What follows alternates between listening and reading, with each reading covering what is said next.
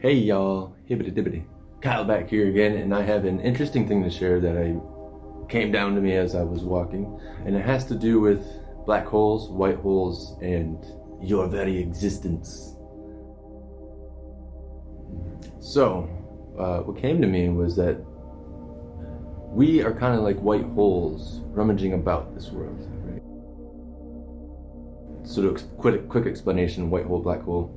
A black hole is a suction of all the information and matter that's around the area into a certain point called the singularity. And then the white hole is theoretically the opposite end of that, where there's the spewing out of this information. Your very being, is like a cosmic singularity, a white hole here to spew out the information or the cosmic intention of purpose, right? Looking at reality as a hologram and us just programs here running a specific code. Well, this idea of reality as hologram and you as the individual, a specific program.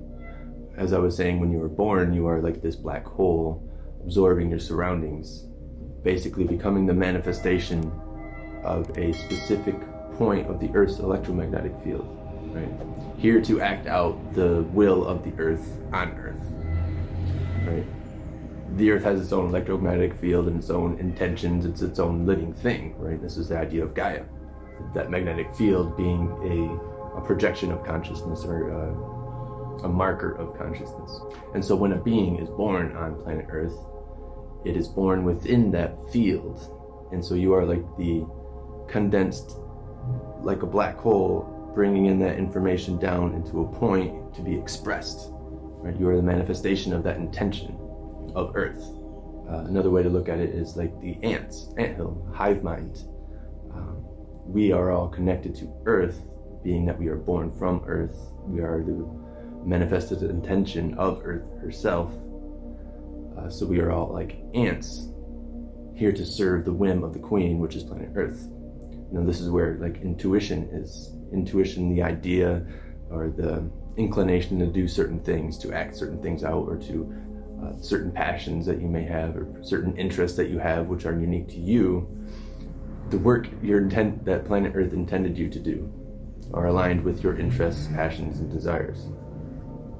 This isn't to be confused with egoic desires, because the ego is just an identification with the vessel itself, your body, right?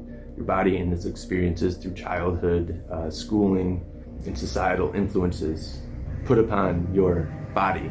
This creates the ego, which you are not. And then the soul is the one behind, the influencer behind the ego that can say yay or nay to the ego's desires, right? Say your ego becomes inflamed and wants to go attack somebody, right, because they offended you. The soul is the one behind that says, no, that's probably not a good idea. We shouldn't do that. Attacking people is not a good idea. It's not in service to the greater good. And so the soul is like, no.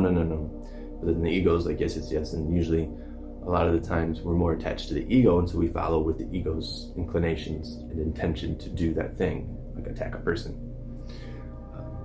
So don't confuse, desires with egoic desires. There's soul desires, there's spiritual desires, and then there's egoic desires of the flesh, of the body. And so to sum up in a simplified way, I'm gonna try. The act of becoming incarnate is the planetary will to act something out on top of itself, and needs to manifest a vessel to do so.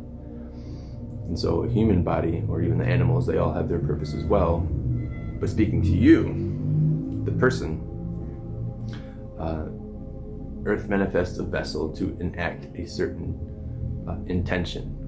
That intention is your purpose. It's why you are attracted to certain things, why you have certain passions and interests that you should follow, and you have an intuition trying to guide you to fulfill that planetary intention. But then you have the ego, that is the identification with the vessel instead of with the soul or the planetary intention. And the ego wants to act out its own intentions based off of self. Here I am. I need to be better than I, right? It's not about the whole, it's not about the planetary whole, it's about the I, the singular vessel. The work is to overcome that egoic identification with body and becoming identified with soul, the planetary intention, the intention to work towards the greater good of the human species as a whole and act out that soul intention to make the world what it is intending itself to be. Right? If we all tap into this planetary intention, if we all trust our intuition and our guidance that we receive our inner guidance we receive, the world manifests its highest intention for itself. It becomes the Garden of Eden, it becomes the Golden Age, it becomes its highest vision it can see for itself. And so as we all do this work and become more aligned to the intuition, the soul intention, the inner guidance, the more it becomes a manifested reality here on Earth. Well, I hope that was easy enough to understand. It kind of came to me, so I didn't have much time to write it down or try to figure it out. If you enjoyed this explanation, please give me a like. It helps the YouTube algorithms. Even comments help. If you have a question, if you have your own insight to provide to the community, feel free to offer that, because we're all here to work together to manifest this higher ideal of what Earth can be. So yeah, share your insights as well. And so, until next time,